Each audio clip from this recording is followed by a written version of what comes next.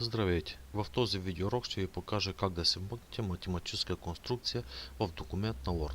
Стартираме програмата, избираме главното меню Insert Object. В прозореца, който се отваря, има меню, откъдето да изберете какъв обект да вмъкнете във вашия документ.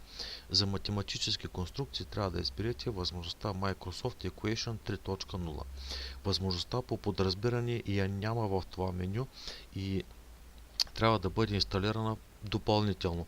Ако в това меню липсва, трябва да имате инсталатора на Office пакета и да си я инсталирате допълнително като отделна възможност. Ако възможността има, както в нашия случай, избирате тази възможност и я потвърждавате.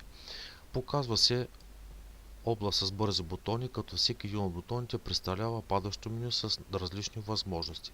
Разгледайте съответните конструкции и избирайте тази, която ви трябва. Примерно троен интеграл по затворен контур, избирате възможността и попълвате необходимите данни, примерно хикс по 2 по dx по dy по dz.